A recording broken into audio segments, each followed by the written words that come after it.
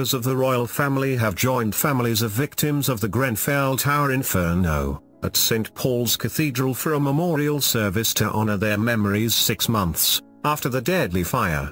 The blaze at the 24-story tower in June killed 71 people, and injured a further 70, while making hundreds homeless, and is believed to have been started by a faulty fridge freezer before spreading rapidly. Prince Charles, the Duchess of Cornwall, the Duke and Duchess of Cambridge and Prince Harry are all attending the special service, and all looked sombre as they climbed the steps of the famous landmark. The Duchess of Cambridge in particular looked mournful, as she blinked back tears in the front row of the cathedral, as the seriousness of the occasion took hold. Prime Minister Theresa May, Communities Secretary Sajid, Javid and Labour leader Jeremy Corbyn were among the politicians accompanying more than 1,500 guests for the 11 a.m. service. Bereaved families of the victims looked tearful and emotional as they made their way into the cathedral, with some carrying pictures of their lost loved ones. Ben Gabitus, whose close friend and confidant Sheila died in the fire, hailed the royals' presence as a constant strand of support through the uncertainty of the past 6 months. The 48-year-old said healing would take a long time and that the service and people's faith is an important part of what's getting them through. Mr. Gabitis said he had been immediately struck by the way the tragedy touched the nation, praising the almost immediate spontaneous, visceral response of people wishing to help. He said, another unifying force was the presence of the sovereign, which seemed almost immediate again in terms of they hardly needed to be consulted. I think the nation at that point appreciated her being present, and particularly William and Harry, and I think that was a unifying force of which there were no politicians who managed that. The royals' numerous visits to the community since the fire formed a thread which has led to their presence at the service, he said, adding, that is wonderful that there is recognition at that level, and as I said it was one of the only unifying forces, and at these times I guess we are more thankful we have a royal family, and its place within our society.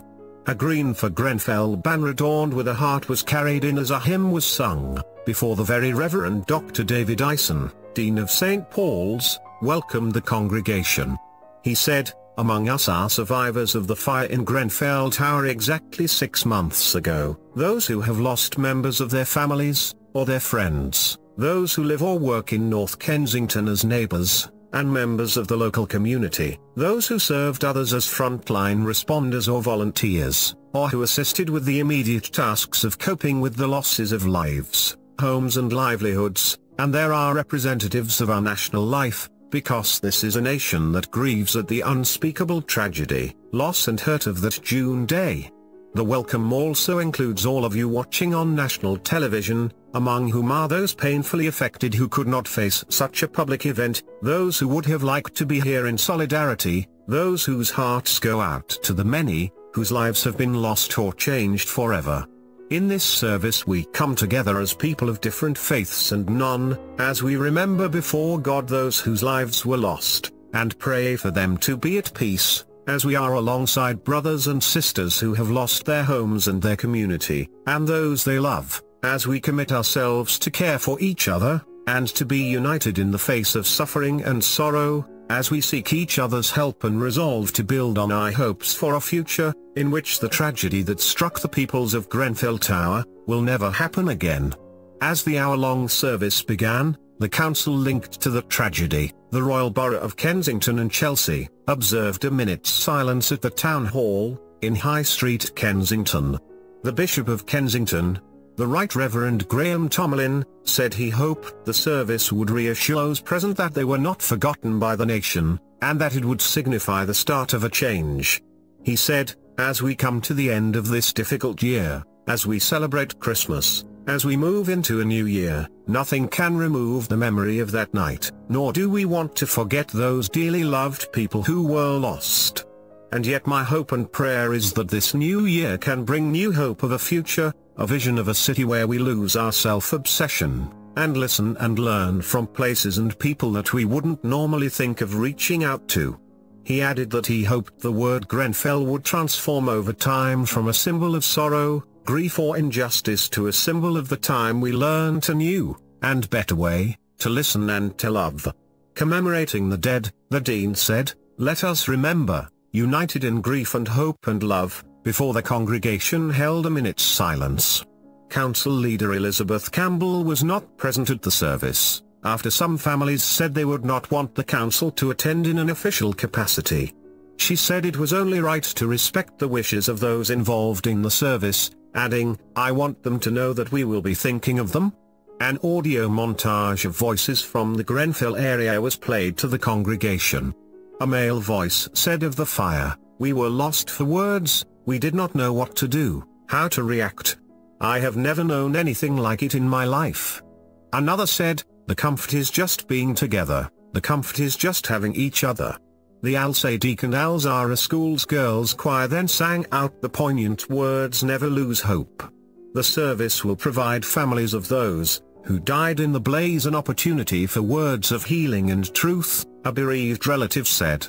Clary Mendy, whose cousin Mary Mendy and her daughter Kadia died in the fire, has been helping shape the multi-faith service, which will focus on remembering the 71 victims of the June 14th Tower Block blaze. She said she had asked for the event to be held at St. Paul's Cathedral, exactly 6 months after the fire, and that she hoped the names of the 53 adults and 18 children who died would be read out, as a mark of respect and recognition. Ms. Mendy said, "I think a lot of people are anticipating and looking forward to this service at St. Paul's. I know there's a lot of expectations. I know there's a lot of diversity from your normal tradition. I just hope this service resonates with people, with the hunger people have spiritually.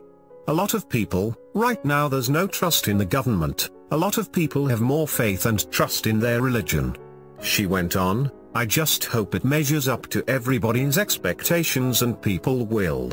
A lot of family will find healing from the messages, the sermons, and I hope it's soul enriching. I hope there's words that will just echo and resonate, and say, yes, there is empathy, there is humanity, there is hope for the world, because I think this service is the platform that can really start to change humanity depending on the right words, and it's a church, people of God, how they convey the message to mankind.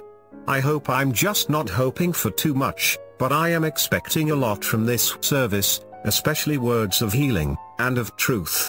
Metropolitan Police Service Commissioner Cressida Dick said the fire was a tragedy of such a scale it is almost unimaginable, and said today was a day when we should all reflect, and remember what so many lost that terrible night. She added, "My officers and staff are committed to doing everything in our power to support those so deeply affected, and to carry out a thorough and effective investigation." Sir Martin Morbick, the judge leading the public inquiry into the blaze, was among those attending the ceremony, joined by lead counsel Richard Miller. His probe has been beset by criticism in recent weeks as survivors and bereaved families called for a panel of experts from a diverse background to sit alongside him.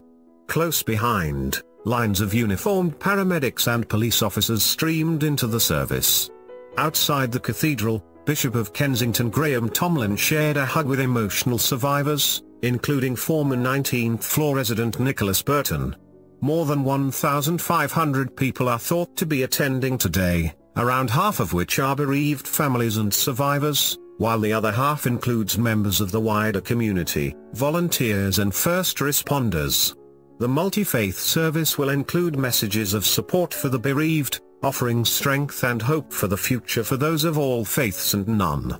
The Ebony Steel Band, the Portobello Road Salvation Army Band, an Islamic girls' choir from the Al Sadiq and Al Zahra schools, and the St. Paul's Cathedral Choir performed at the service. Following the service, bereaved families and survivors will leave the cathedral together in silence, holding white roses. RBKC leader Elizabeth Campbell will not be present, after some families said they did not want the council to attend, in an official capacity. She said, "It is only right that we respect the wishes of those involved in the service. It is being held for the people who lost everything on that terrible night 6 months ago, and it is in memory of those who tragically lost their lives. I want them to know that we will be thinking of them. We hope to rebuild trust, but we understand that we have a long way to go. The Council will instead mark the occasion with a minute's silence at 11 a.m. at the Town Hall in High Street, Kensington.